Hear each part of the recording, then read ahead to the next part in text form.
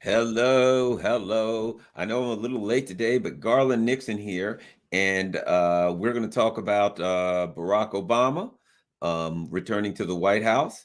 And I better plug my laptop in. But what does it mean?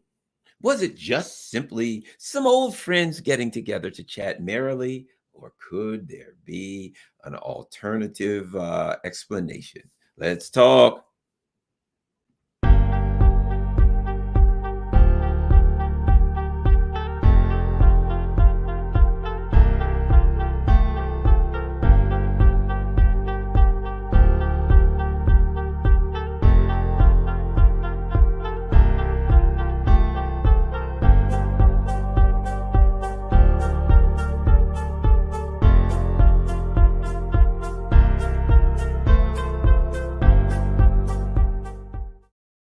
Well, let's take a look at what the news says. Former President Barack Obama returned to the White House on Tuesday for the first time since leaving office, where he was welcomed back with open arms by a host of Democrats and members of the Biden administration. So allegedly, Obama was there with Biden and Harris, and he was receiving a standing ovation. And the healthcare they were talking about an event to an effort to strengthen the ACA, strengthen the Affordable Care Act. Yes, sir. That's what it was all about.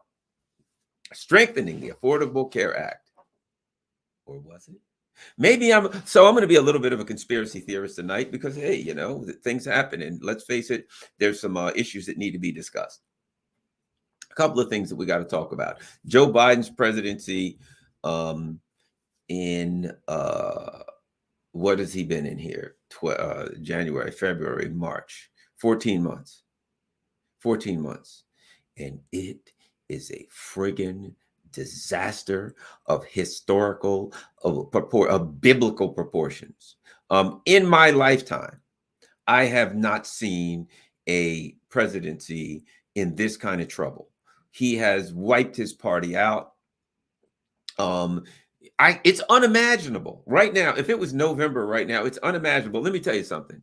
When you hear black folks saying the people that I know that were like, yes, sir, Garland, are you gonna get out there? We gotta all do the right thing and get Trump out. And I'm like, yeah, right. I ain't vote for Biden. I don't care. Didn't vote for Hillary, ain't vote for Biden, right? But they were like, oh, Trump's gotta go, right? Now they're like, literally, black folks saying to me, you know, we were probably better under Trump. When you hear that,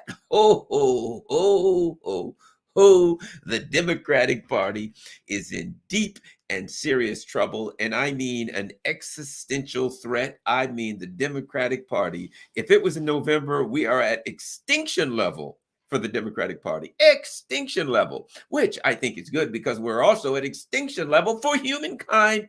And I would think that probably the two things might go together. Like if people are concerned that humankind may be extinct, just possibly they may look at the party in power and say, not pointing any fingers, but perhaps things could have been done better. So Biden, let's talk about a little bit of the disaster of Joe Biden and why I think it is. When a while back when George Bush came to power, and we're going to use the term the neocons, and a perfect neocon would be Dick Cheney. Dick Cheney was a mean and ornery neocon, but it doesn't matter if they're smiling or nice. The neocons are all the same, right? They are hateful technocrats, psychopathic ideologues. I mean, what a terrible, unthinkable, fascist group of human beings are the neocons. And at the time, people thought to themselves, man, can you imagine if Cheney and the neocons were in power? We'd be in deep trouble, right? All you're doing with Biden is now you're finding out what would have happened if Dick Cheney and the neocons were in full power. Because even George Bush was a terrible neocon, horrible neocon, but he wasn't full neocon. Now, Victoria Nuland, Jake, what's his name, friggin' Sullivan, and these people are fascists, sociopaths. I remember when I saw, I remember when during COVID, and they were saying everybody should get the jab, and I remember reading a Washington Post that was typical neocon thinking. And it went like this. They were saying, everybody should get the jab. And there were people that saying, as is natural, there'll be people that says yes, there'll be people that say no. That's the nature of human beings. No matter what you ask people to do, there'll be people that say no and people that say yes, right? So I remember reading, well, we've tried enough of the carrot. Now it's time for the stick. That's neocon thinking.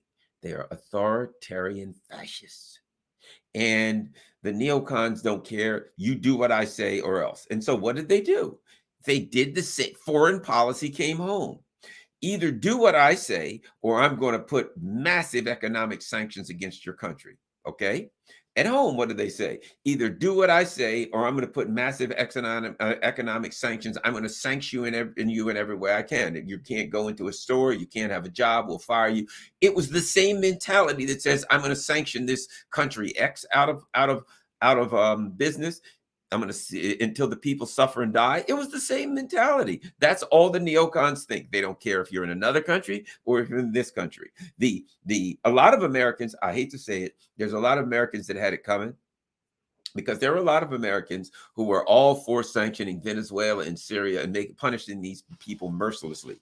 And for some people, when they got it back, you know what? The chickens were coming home to roost. So the people that supported these wars overseas, that supported these neocon imperialists, psychopaths overseas, and it came back to visit them. I don't want it to visit anybody, but there are those that I would argue had it coming. But at any rate, so that's what we saw. We saw what happens. Neocons are authoritarians and fascists. So what happens? Biden administration is in. The neocons don't give a crap about the American people. Look, think about this. We're talking people who would go invade a country and mercilessly slaughter civilians, men, women, and children, which meant they were just, as far as they were concerned, in country X that they were invading, the men, the women, and children, whether they starved them, whether they blew them to pieces or they droned them, as far as they were concerned, who cares? They don't have empathy. That's not something that neocons have. No empathy. They seek power. The only word they know is more power. How dare you get in the way of my power? You must be punished, right? So think about it. Their mentality going to whatever other country is, who cares how many civilians dies? Their lives mean nothing to me. I just want what I want. Don't you think when they were dealing with Americans that they were going to be the same way? That's what happened throughout COVID, and that's what we're seeing now, right now. So now the neocons, they all either hate Russia or China, or Russia and China. So the ones, the Victoria Nulands of the world, these sociopaths, psychopaths that despise Russians with a racial hatred. Let's face it, it's a racial hatred that they despise Russians with. Okay, they get in power. So now they're like, oh Lord, finally, our time has come. We can finally use all the power we can to make the lives of Russians a living hell. The problem they got is they waited too long. Maybe they could have got away with it in 2003, maybe 2007, maybe even 2014. Russia has become a very powerful economic and stable economic country, and an extremely powerful and technologically advanced military. So now they're just too strong. Your little brother grew up, and your little brother that you thought you could slap around now has hypersonic missiles. And so you can't slap him around anymore. And you pushed him too far, and he started punching back. And he's hitting real hard. Now their thing is, that's okay, because we're going to sanction Russia out of existence. Russia is extremely stable economically. It has commodities, and everybody in the world needs those commodities. So they decide to start sanctioning Russia. And it ain't working, because they've got things that people need, and people are going to keep buying them. The ruble is now stable. The Russian economy has some issues, but it's quite stable. It's nowhere near, they said it was going to collapse. So what do the neocons do? Well, apparently we're not sanctioning them enough. Now, remember what I told you about neocons? They don't give a crap about civilians dying. Remember, what is their plan? To sanction the civilians in Russia. We're going to punish them so hard that they hate Putin. At the time the war started, Putin had a 64% approval rating. It's now 83. How'd that work out? Well, the other thing you got to know about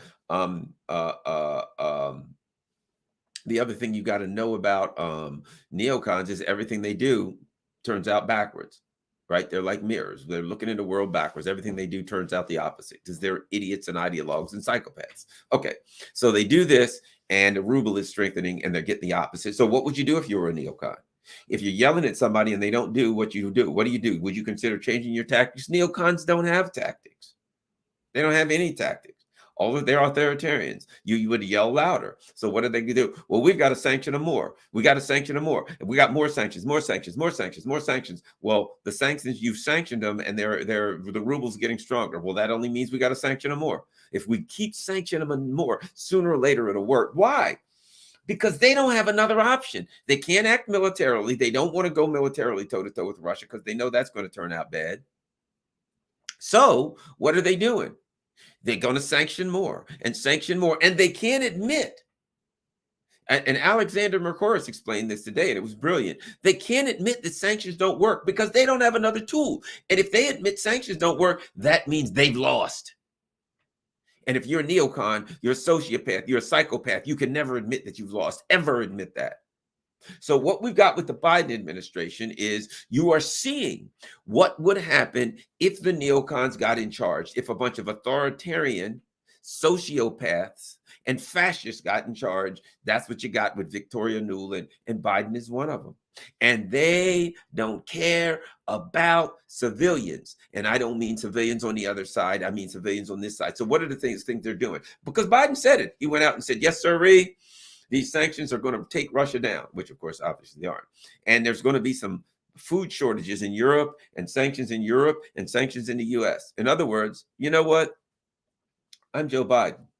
I'm going to be eating good. I'm going to be drinking the finest wine. I'm going to be living well. I'm going to be warm and happy. My whole family's going to be paid.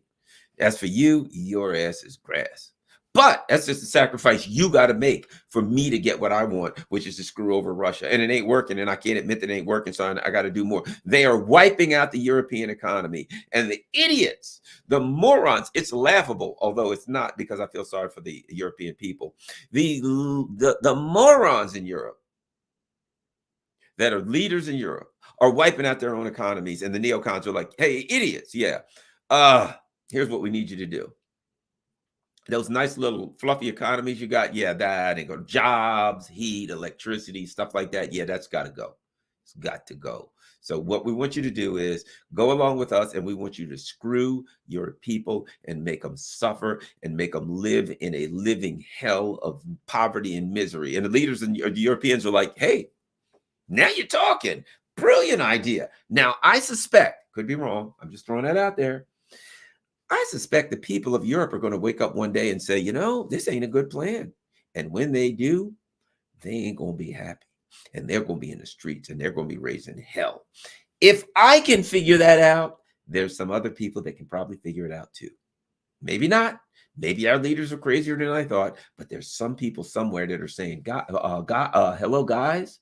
Yeah, I don't think this is going to work out for us in the long run.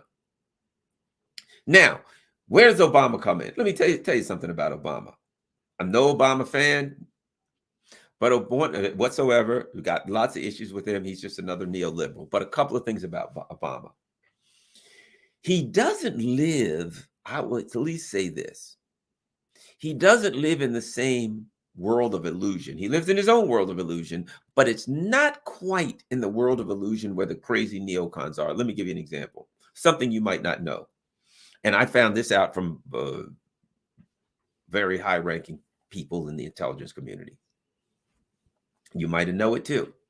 So you probably know that in 2014, the U.S. government, when Barack Obama overthrew the government, when Barack Obama was president, the United States overthrew the government of Ukraine on Russia's border and installed a pro-Russian, pro-U.S. Government and empowered Nazis, fascists. Okay. Here's what you didn't know. It might not know. You might have said Obama did that. Here's what you don't know. Or maybe you do. In 2014, Obama had some problems in Syria, right? He was having some issues, and neocons wanted him to go to war in Syria. He didn't want to go to war in Syria, and he needed a way out. And the neocons were saying, we've got to We got to attack Syria because they got poison gas and stuff like that. So Putin calls him aside and says, look, I know your chestnuts are in the fire. I can get you out. Obama's like, what? And this, I'm paraphrasing. Putin says, here's what we'll do. I'm tight with Syria. I'll talk to Assad. I'll take all. I will personally get all of the ensure that all of his poison gas comes out of Syria, and you can destroy it. You got an American ship that does that stuff. Boom, we'll do it. Putin sets it up. Boom, the stuff comes out of Syria, gets destroyed on an American ship. It works out well. Obama's happy because the neocons are off his back. He can tell them, see, the stuff's destroyed. We don't have to attack Syria. Putin's happy because he did something with Obama and worked out a deal. Putin then writes an op-ed that goes in the New York Times. You can still find it, in which he basically says, I can work with Obama, right? A few months later, the neocons in the administration are worried. Holy shit, we hate Putin with the passion of a million suns, and all things Russians, we despise them, right? So what happens? Well, the insiders, the neocons, they go overthrow Ukraine behind Obama's back. That's how the Ukraine got overthrown. And I got this from the highest of the high. And then the neocons come to Obama and they say, look, and I'm not defending Obama. This is just what happened. So the neocons then go to Obama and say, look, here's what we need you to do. Now that we're running Ukraine, we need you to start pumping weapons in. And Obama says, I ain't doing it. They said, why? He said, because it would be too destabilizing. It may create a war. I don't want a war on Russia's border. That's too dangerous. I'm not doing it. So Obama wouldn't do it. Obama was opposed to the whole Syria project. Wasn't down for it. He put Biden in charge of it. So now Biden's running the country of Ukraine, right? That's where, and then Hunter Biden comes in, all this other shit starts going down. Okay, let's continue. So, and that's all true. That's all factual. So what happens then? Trump comes in and they tell Trump, we need to start pumping weapons into Syria. Trump's like, yeah, whatever. I mean, into Ukraine. Trump's like, whatever. They start pumping weapons into Ukraine. Okay. Biden comes back. He brings back Victoria Nuland and the people who despise the Russians with a racial hatred. And they start pumping weapons into Ukraine, and boom, back where we are now. We are where we are now. So the true Russia-hating people despise Russia. Some of them because their family legacy traces back to Nazi collaborators. Some of them because their their family history goes back to, Jewish Russian, and they're still angry at Stalin or for the way the Tsars treated Jews in Russia. There's a couple of different these. This is historical hatreds that they're bringing, right, for different reasons. But they despise the Russians with a historical hatred. Like that's why the Latvian, the Baltic states, the Polish, they all hate Russia. This is that racial hatred. That's the Newlands and some of these other people, the Vindman and all that stuff. That's there. We've got people, Christina Freeland and whatchamacallit. But that's where all that crap comes from. So they're going back and they're going to get Russia for what happened 100 years ago, 200 years ago, whatever. Okay. So that's where we are now. So now they're in, and here's the thing. So Biden comes in and he makes his promises. I'm gonna do this and this and this, and then the anti-Russian people come in and they're like, "Shut up, Joe. First of all, go get some ice cream and sit over here. You ain't in charge of nothing." And Biden, being a neocon too, is like, "Yeah, what are we gonna do? We're gonna go and we're gonna start pumping Ukraine full of weapons," and they start doing that. And for whatever reason, they crossed Russia's red lines. Russia told them for years ago, if Ukraine joins NATO, we're going to war. And what they decided was, well, we won't technically say that Ukraine is, no, Ukraine's not a part of NATO. It's not going to join NATO. But here's what we're going to do. We're going to train Ukrainian troops to NATO standards. We're going to arm them with NATO equipment. We're going to arm them with NATO military equipment, NATO communications equipment. Basically, it's a de facto NATO base. And then the Brits said, hey, guess what we're going to do? We're going to build a base on the Black Sea, a Navy base. And then, of course, Zelensky comes out and says, we want nukes. We want nukes right here in Ukraine. And the Russians said, okay, you know what? It's over. This thing's over. We're going to war now. We're going to have to go to war sooner or later. We're going to make it now. Boom. They go in and we're going to bust Ukraine up. And that's just that's the story. That's how we got where we are. But remember, and so the neocons at that point said, we got them where we want to. Now we're going to put the most massive sanctions in the history of humankind on Russia. And within weeks, Russia's economy will be destroyed. It'll fall apart. The people will turn on Russia and on their leader, and they will tear him to shreds. He will be out of office. We'll take Russia and we'll break it up into several pieces. And we'll do all the things we want to do and steal all their natural resources. But they're neocons, and everything they do works out backwards. So now the ruble is as strong as it was before the invasion. Putin has an 83% approval rating, and and even no matter what they tell you, the Russians are winning this war, and there's only one way it's going to happen. The Russians are going to win. And meanwhile, the sanctions are not hurting Russia. They're going to wipe Europe's economy out. Europe's economy. I don't see how you save it. So let's do all that to get here.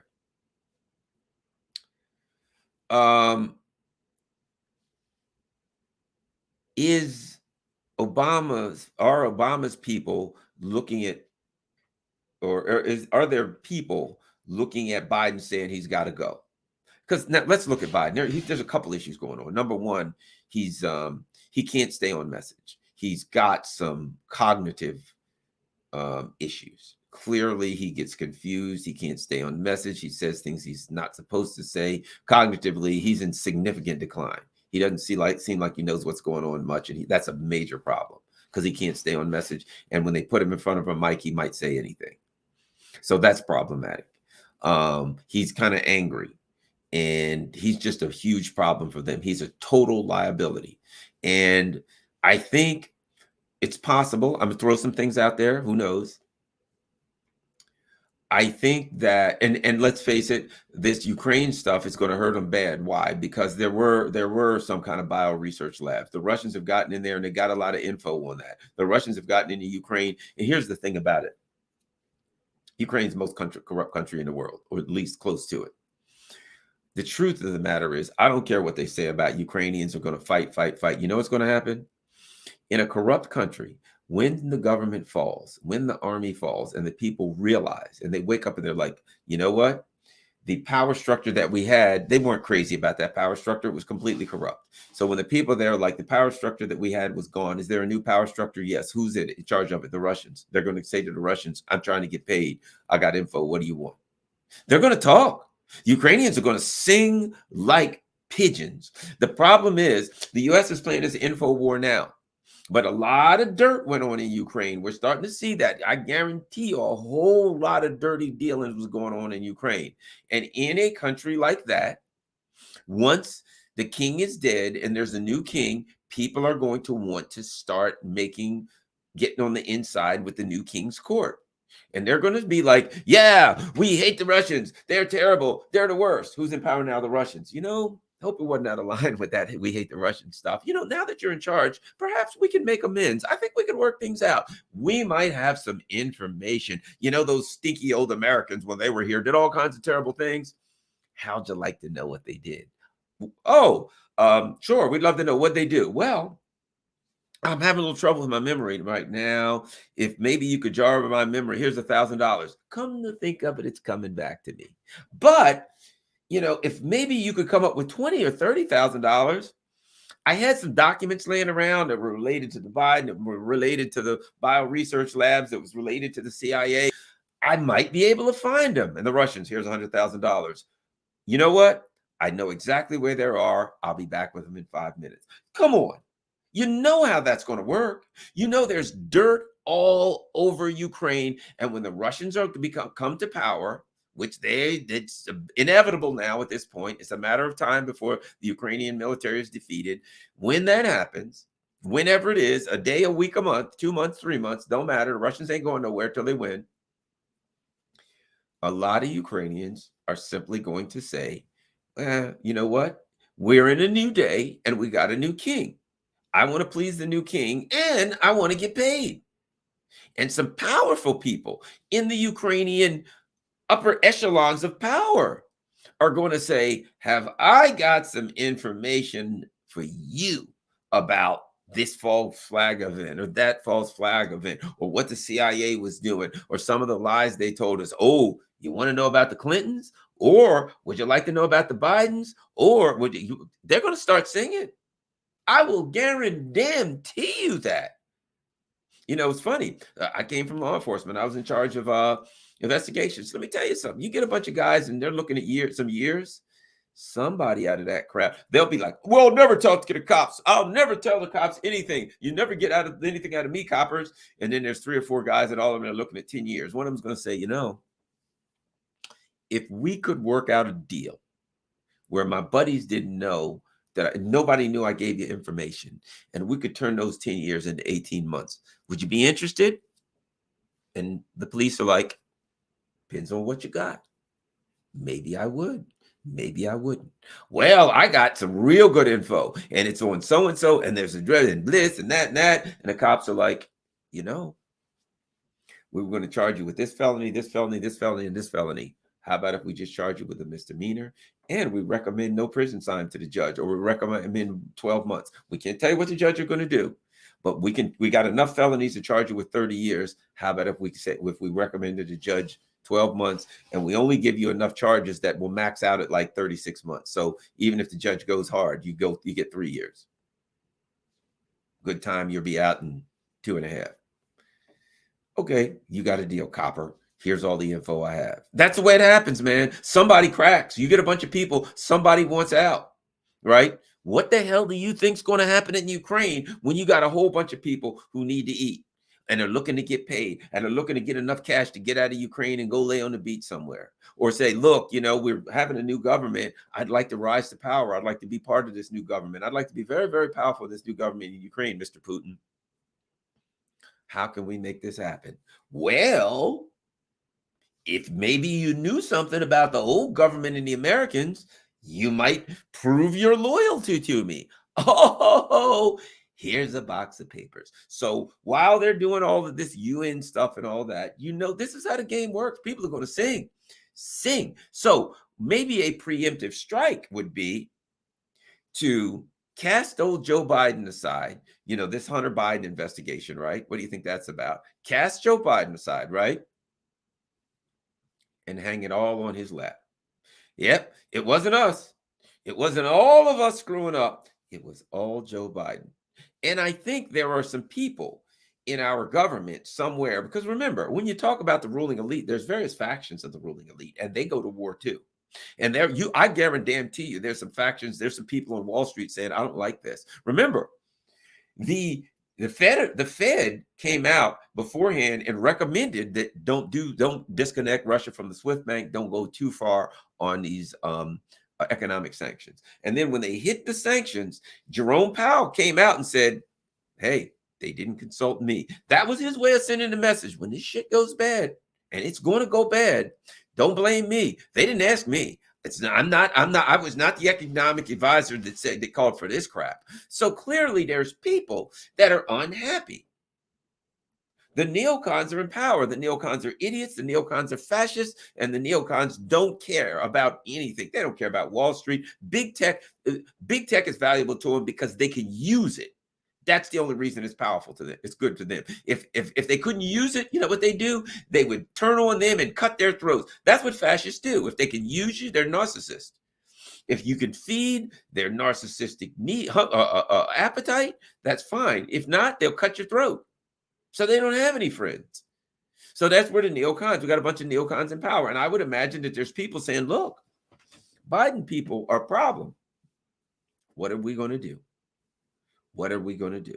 And Joe Biden's crap. So I could be wrong. The neocons could be so strong and just saying, look, we're going to keep doing what we're doing. Yay, good work. But somewhere in the ruling elite, there are some factions that ain't happy. Oh, yeah, they sadists. Well, Jeff says they're often sadists too. Well, that comes with the whole psychopath thing. You know, they're amoral. They don't care about the human beings, and oftentimes they'll smile. You know, if you read a book, The Sociopath Next Door, excuse me, and you start learning about sociopaths and what have you, and what you find is at times when they like show them a sociopath or a psychopath, they show them videos of people who are suffering, and oftentimes you'll see them smiling. They find it humorous. So yes, very sadistic people. You're right, very right, Jeff. So, but at any rate, so one possibility I think that we're looking at right now is that there are people looking how to unload Joe. Now, let's go the other ugly way. There's neocons that feel that he won't go neocon enough for him and they want him out. But clearly, I would bet you there are some people that see him as problematic. I mean, look, when he calls the Middle East rulers, you've gone so fascist that like people who are virtually kings, who are like emperors, right? You're too far now. The head of the UAE, United Arab Emirates, Mohammed bin Salman, people like that won't take your call. You've gotten so bad that the guys in the Middle East who cut people up with bone saws won't take your call. That's a bad sign. They're like, yeah, we cut people up with bone saws, but these neocons, man, these dudes are a little over the top. These people are kind of sick. Kind of like Al Qaeda and ISIS. When Al Qaeda was like, yeah, we want to kill all of the, the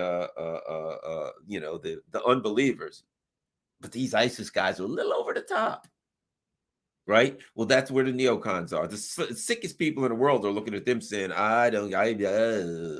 they scare me. So, perhaps Barack Obama's showing up in the White House, could it be a sign? Lord, show me a sign. Oh, wait, there's Barack Obama at the White House. Thanks, Lord. There's a sign. Not that I'm a religious person, but you get the point. And that is that let's talk about Kamala Harris. Kamala Harris, to me, is the most incompetent White House vice president that I've ever seen. She's one of the most incompetent people that I've seen, period. I mean, listen to her. She can't even dodge a question. I mean, a politician has to be able to dodge a question. When they ask you a question that you can't answer, you got to be able to effectively maybe use humor, use, diversions, diversive tactics, things like that, diversions to not answer the question. You can't just like, so Garland, what do you think about Joe Biden? Do you agree with Joe Biden that Vladimir Putin can't remain in power? Well, you frame that very well. And what we're doing is we're flying around the world looking at things all over the place. We fly a lot, and we're eating sandwiches every now and then. I like personally tuna and rye. Joe, he's more of a bratwurst guy. And I drank a soda the other day. I've had this bunion on my foot. I don't know. I want to get rid of the bunion, but they say a bunionectomy is a terribly painful surgery. What was the question again? Yeah, Joe Biden and Putin. Yeah, Putin. Yeah, come to think of it, we're bunions. That's what we were talking about. And corns. And when I was a kid, my mother had these little round pads, and they put these things on your toes, and they called them corn pads. Why did they call it a corn anyway? I mean, like candy corn or popcorn and corns on your toes. Who knows? Bunions, corns. That's Kamala Harris. That's her answer to a complicated question on international issues of nuclear importance. She has the IQ of a bag of ice. But I do believe this. It's possible that they look at her and they're like, maybe she can at least do what she's told if we tell her to shut up. They're like, do you think? I don't know. But like Joe Biden's one, he's wandering aimlessly behind them, drooling.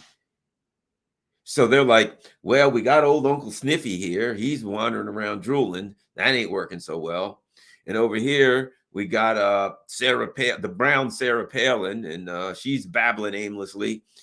Things ain't looking good for the home team right now. What do you say? I say we go with her. I say we go with Kamala Harris and just tell her to shut up. We'll just say, look, Kamala, we got a plan. We're going to say that you were in an accident, that you hit your head and you lost the power of speech. And just come in here, shake your head. When they say, ask you a question, just go like this, look around a little bit, smile and look pretty, and get the hell off the stage as quickly as possible. No long answers. You can't say yes or no. You can just shake your head like this, kind of like a bobblehead doll. And then what they'll do maybe is they'll get like, because they can now do these videos that look just like you and you can't even tell, right? They'll make a video. They'll say, she's got COVID. We got a COVID problem in the White House. What we're doing from now on is we're going to do a video conference with the president, and Kamala Harris will be there, and they'll be like have people typing behind it and making the head move and go like this and making the eyes roll and stuff like that. President Harris, President Harris. Yes. What do you think about the deficit? It's high. It's hig, huh, hig, huh, hig. Some guys, it's high. Boom, there you go. And you know what? If you think about it, a virtual computerized version of Kamala Harris couldn't be stupider than a real one. So maybe that's a plan. Maybe they're just going to stick her out there. They're going to use a virtual her. They'll give her some toys to play with in the other room, and boom, what do you know? Now, who's vice president? Good question. Well, the first two names that come to mind are the worst. You know, first of all, here's what you'd say. Well, they would never go with Pete Buttigieg or Claire McCaskill, because these people, Claire McCaskill is a she's a unlikable, despicable neocon. She's a foolish tool of the elite. Pete Buttigieg has the personality of paint drying. If you have a green screen, don't put them up there. Just go with the green screen. You'll probably get a whole lot more charisma. Just a green screen. And I don't even mean put a picture on it. Just green, a screen that's green. Put that up there. That's going to beat Pete Buttigieg in your average race. But since those are the two worst possible candidates, you would think, history tells us, one of those two is guaranteed to be picked by the Democrats, because that's how stupid they are. That's how bad they are. That's how elitist and divorced from reality they are. So we'll look for, and they'll probably, after Kamala makes a mockery of creatures with opposable digits, after a couple of months, and they're like, does she have thumbs or flippers? Is she just like like a seal? After that, they'll be like, let's go with Mayor Pete. Hey, how you doing there? We're poor, Mayor Pete. We need food. Oh, okay. Buy yourself some London broil. No, we're poor and we need food. Oh, in that case, go with prawns, gigantic shrimp. They're nice. They're about $25 a pound.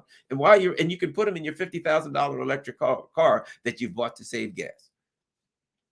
So the Democrats are out of touch, but I think it's possible that Biden's out of here and that they end up replacing him with somebody. Now it's going to be hard, but find somebody less likable and stupider than Biden. That's my suggestion. Now, if I would say this, Obama's no prize, but he's probably the least stupid of them, maybe, because he's been on this thing. I mean, here's a guy who knew how stupid and how absurd Biden is, and he still went along with cheating Bernie for Biden. And that just goes to show, they looked at Bernie and they said, Bernie might do something decent for somebody. We can't have that. Let's go with Biden. And they hid him in a basement. They did everything they could. They lied, cheated, and steal. Boom, Biden's president. And now, you know what? The chickens are coming home to roost. And that's why I think it is possible.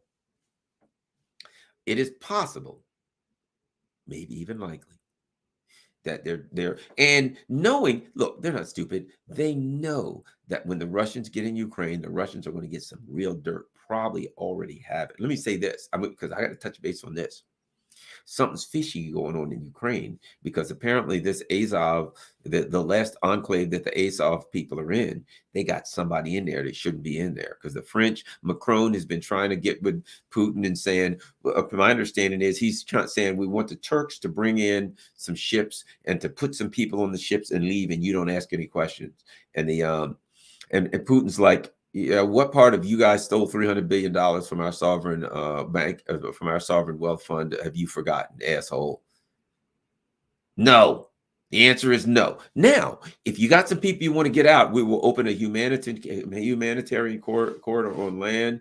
We will usher them out, because then we'll see who the hell it is, and they won't take anything out that we don't let them take out. So if you want to get these people out of here, we'd be happy to help you. But if you think that we're going to let you sneak these bastards out, you got another thing coming. So the Russians, there's people in there, and I understand there's some negotiating going on, but they could be NATO people. I think they could be French intelligence. Who knows? But there's some people in there with the Azov battalion that's going to be very embarrassing for NATO. And I'm also hearing that there may be something going on there. Maybe biolabs. Something's up anyway. Something's up. And again, these things are going to be very embarrassing for the United States. And maybe that's why the false flags are flying right now, or, flying like holy hell as diversions. And so we will see where that is. And again, whether they do, they can pin it all on Biden and throw him the hell out of the White House. So that's a possibility. And I think that's about it. There was something else I wanted to touch base on, but I think that's about it. I think that's where we are right now. Hillary Clinton. Somebody asked about Hillary Clinton. Again, there's warring factions, and I think the Obama faction is probably powerful, very powerful right now. The Clinton team is trying to start the Clinton Global Initiative up, which is a money laundering operation. So we'll see if the money pours in from around the world. I have a feeling it won't, because they don't have power. And Biden and Hillary people hate each other. The Obama and Hillary people hate each other. And you see Obama is at the White House and Hillary ain't. I think that maybe, think about this. This Durham investigation, if the Hillary people had all that power, it wouldn't be going where it is. Could Obama's people be behind that? Could they be blessing that in a way that says, we want Hillary people done once and for all? We don't like them. We can't stand them, and we want them out of our hair once and for all. So could it be, my dear and fluffy friends, that the Durham investigation is, going to wipe the Clinton people out? Because it certainly is moving in that direction, isn't it? It is clear by now. It is very clear that we already knew this. Come on. So all Durham is doing is exposing what we already knew. I mean, you could be blind, deaf, dumb, blind, and you could very easily start turning over rocks, and you would find out that the Clinton people did an illegal operation along with the FBI, and likely, from the looks of things, MI6 worked with them too, and probably the CIA at minimum. And they did that to take out Trump, and that it was illegal, and that they tried to do some kind of a coup on Trump, both before and after he was in president. And you don't have to like Trump to see how obvious that was. The evidence is there. So could it be that the Clinton people are on the rocks because the Biden people, the Obama people are like letting the dogs loose to take them out and get Hillary? Because Hillary, she'll never give up. She's like, yeah, I'd love to come back in. Why don't we just get rid of them and I can be president once and for all? Well, if you think you got problems with neocons now, put Hillary in there. You haven't even started. Biden is a dove beside that psycho. So I don't think the Obama people want Hillary. I think the Obama people are running this show. Maybe I'm wrong. Again, this is speculation and guessing. Okay. So don't try to think that Garland knows anything on that, or that I'm trying to say this is a fact. I'm guessing, I'm speculating. But I think the Obama people are going to be the ones that the Democratic Party turns to.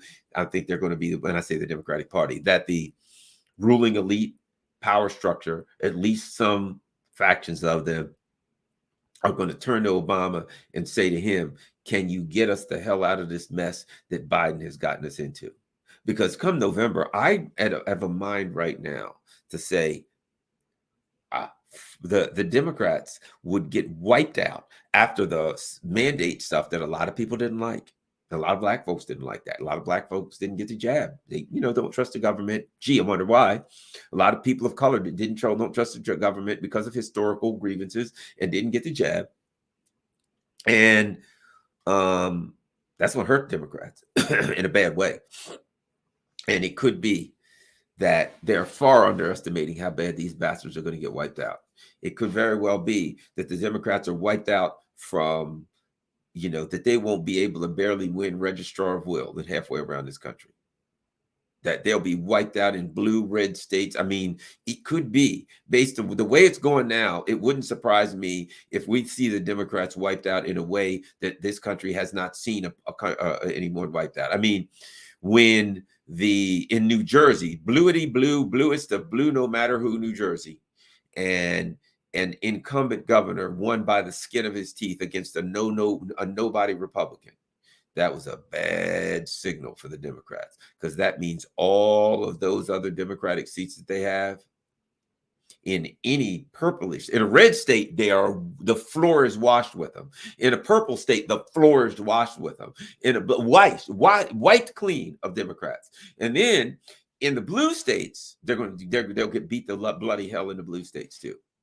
From one end of this country to the other, to a point where the Republicans could legitimately have enough power in the states to call for a constitutional convention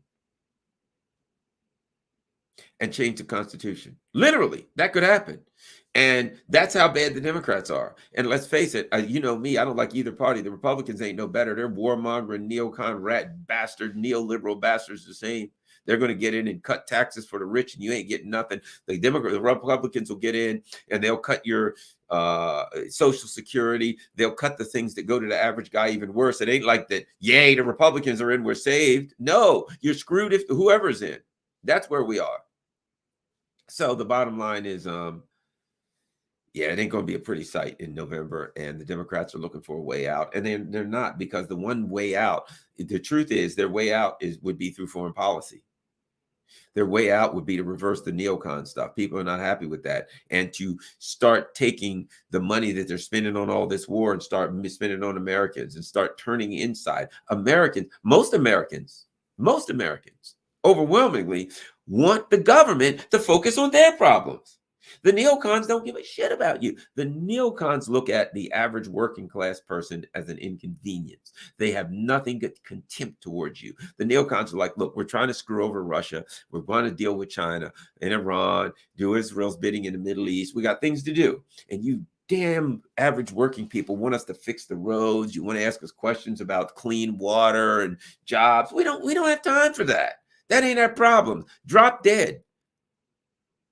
And you think it's bad here. It is a rosy, beautiful bed of roses as compared to what is coming economically for what is coming economically for Europe. Their asses are grass. Grass. Every last one of the people, and a lot of them know it. And their leaders, their incompetent, hapless, bungling leaders know it. And you know what's funny about that? The direction things are going, China makes stuff. Russia has commodities. Russia and China will be okay. Europe will be wiped out. The U.S., not a whole lot better, but better, because the U.S. can create its own energy. The U.S. can grow its own food. The U.S. will make it. Won't be pretty, but the U.S. can have the minimum things to survive. Europe with nothing. And what happens if Russia starts saying, you know what, I'm sick of this. I'm sick of you sanctioning us. I'm sick of this. You know what? You're not getting gas. You're not getting food. You're not nothing. Goodbye. Go on about your life. They collapse.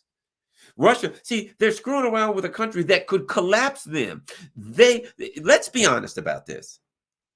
Let's be honest about this with each other. Let's be completely honest with each other about this. Like it or not like it, this is geopolitical reality. The leaders of industry have come to the leaders in Germany and said, look, if you guys don't buy Russian gas, it's over. BASF said we gotta lay off 40,000 employees immediately. Our industry is gone and will probably never come back. We will turn into a third world country. So that's what the leaders of Europe, of Germany said. And that means if Germany's the most powerful, is the economic and industrial power,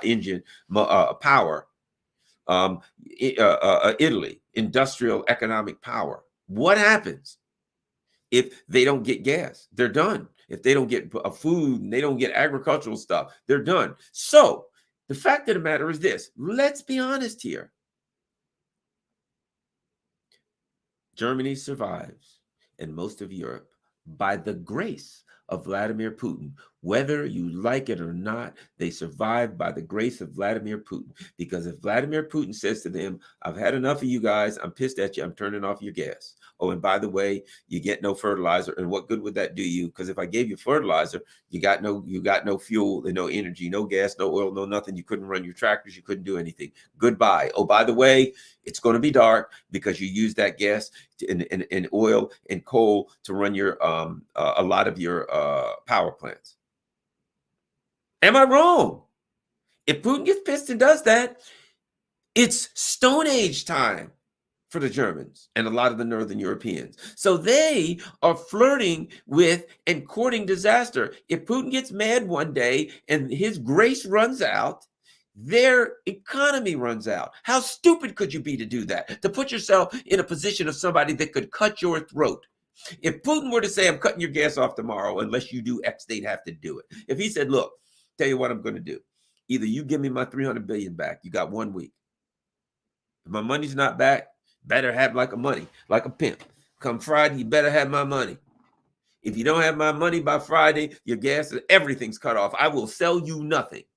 And you're getting not another ounce of gas from me. Friday's the deadline. It's up to you. I ain't calling you. If I don't hear from you, and don't call me unless the word is yes. You show up with my money, you're good. If not, you're toast. Think about the logic here. I'm just being logical here. No bias, no nothing. Somebody please say to me, you're wrong, Garland. Why Putin couldn't do that?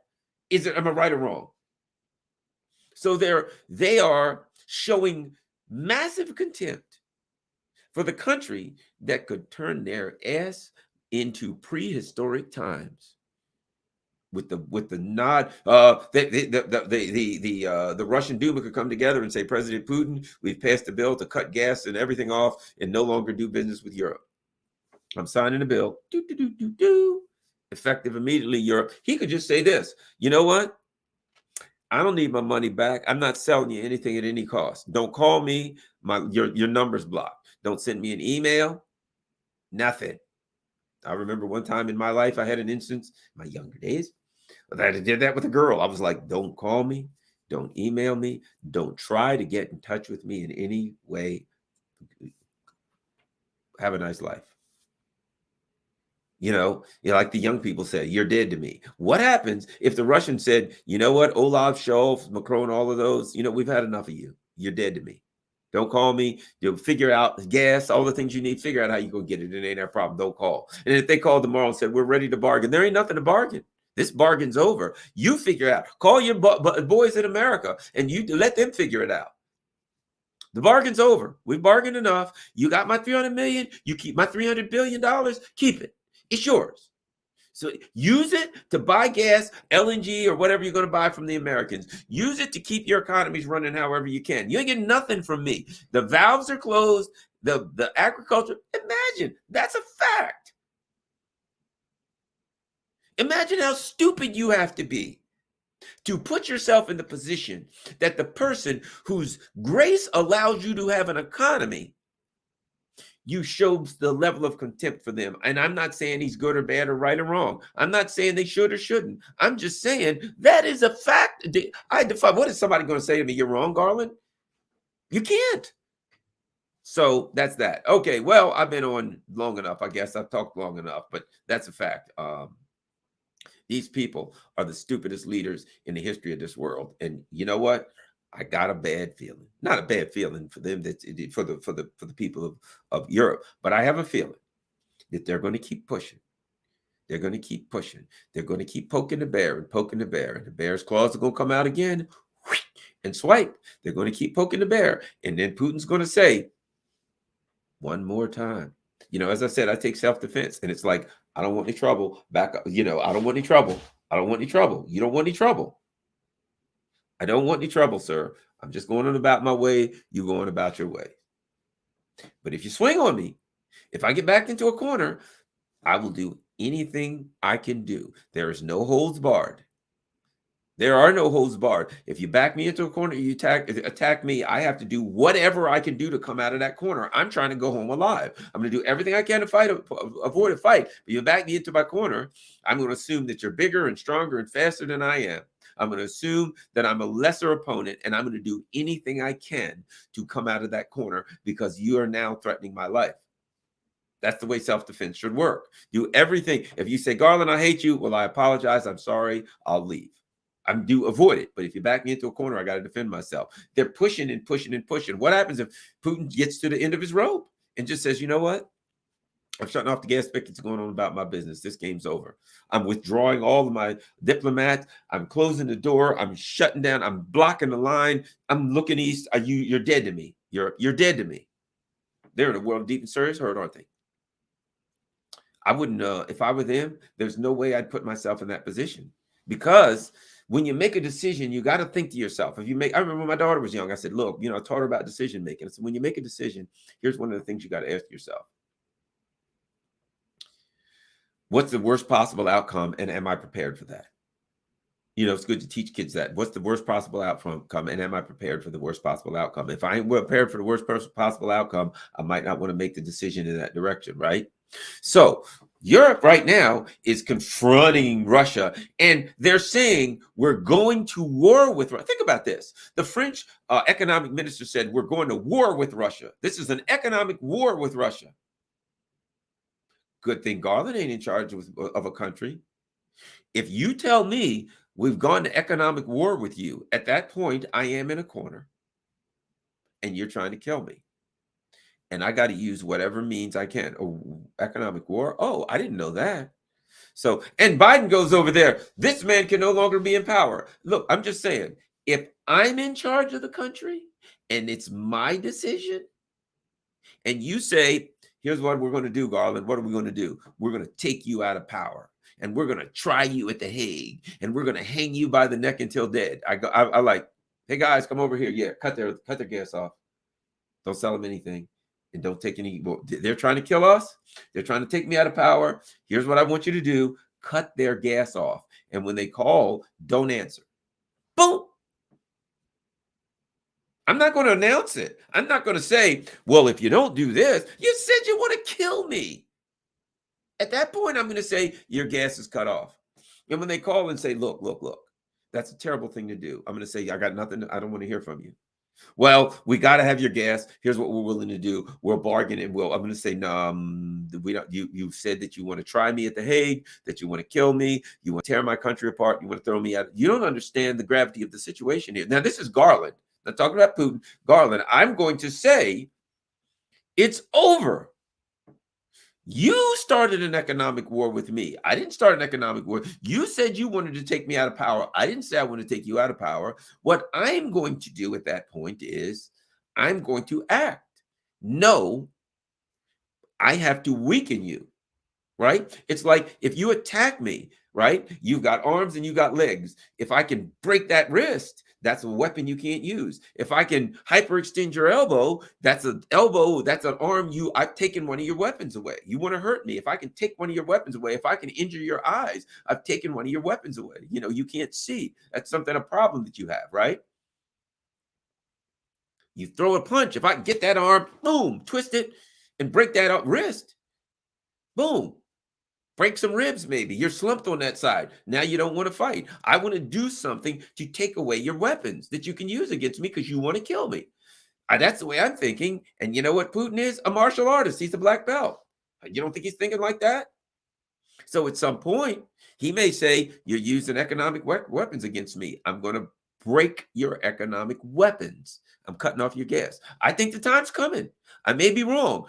I think they're going to keep pushing. And at some point, the Russians are going to say, you're using economic weapons against us. If you don't have an economy, you don't have weapons. And at some point, boom, they're cutting off the economic weapons. And when that happens, what do you think the people of Europe is going to do? They'll go ape shit. They'll say to their leaders, fix it. And I mean now. And his leaders will say, Mr. Putin, can we talk? And what happens if Putin says, we don't have anything to talk about? You don't understand. This conversation is over. You made your bed. Call your friends in the U.S., in D.C., and ask them how you guys are going to work it out. Don't call me. I got nothing for you. As the Flavor Flav said, I got nothing for you, man. I can't do nothing for you, man. I'm too busy trying to do for me. What happens if Putin turns into Flavor Flav on these fools? I'm just being real. This is not pro or anti anybody. This is just the reality of politics, of international politics. Man, I'm just like, man, this guy has his finger on your gas spigot and you're coming at him like that. Sooner or later, Keep it up. Sooner or later, he's going to pull the trigger on them. And I don't mean he's going to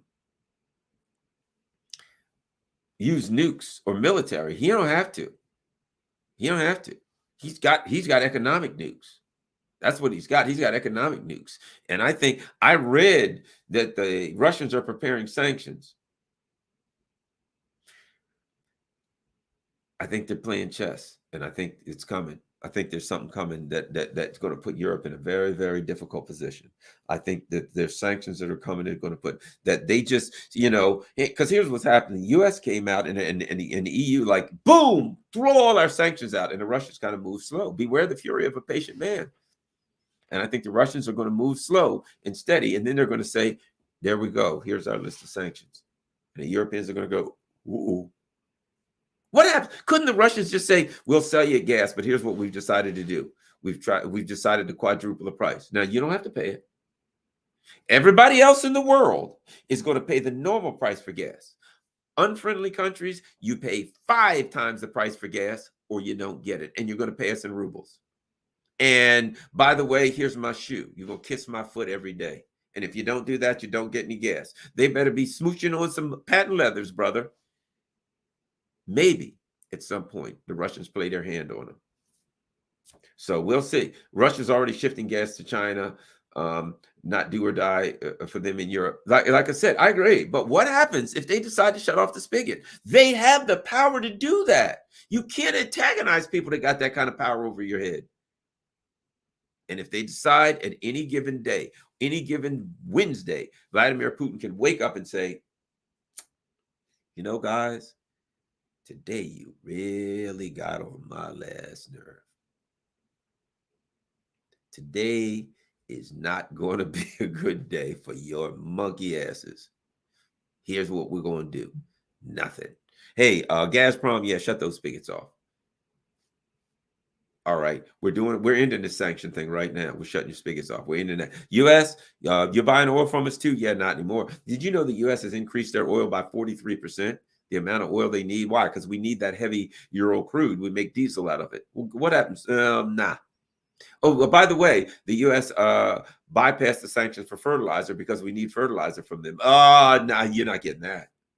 What if he does that? You need their commodities. Yeah, what do you guys really need the most from us? Well, I'm going to make a list of the things that you absolutely can't live without. That goes on the sanctions list. You can't get any of it. And if you want to talk to me, you start by giving me my $300 billion back. And then we'll have a conversation. I ain't giving you nothing. That gives you an audience with the king. What happens if he says that? I'm throwing it out there. It's possible. At any rate, well, thank you. Thank you very much and so here's what I want you to do. Smash that like button, share and subscribe. And most importantly, if you can, go to my Patreon page, patreon.com/Garland Nixon. And if you could, $1, $3, $5, $20, $100, whatever you can spare would be good. Help a fellow American, a fellow human being who's down on his luck. No, I'm just joking. Actually, I'm not even using the money for me. I'm using that money because I want to get a site up, and I'm planning on, believe it or not, I'm actually going to build my own media network, and you are going to help and be a part of it. Patreon.com/Garland Nixon. Thanks a lot. If you're watching this on Facebook, if you're watching this on Twitter, do me a favor. Go to my YouTube and sign up. I think we got 2,700 people now, and we're shooting for 1 million. So we're close. We're close to 1 million. So, we're wanting to get just a few more 100,000 to get there. All right. Peace. Thanks a lot. I'm out.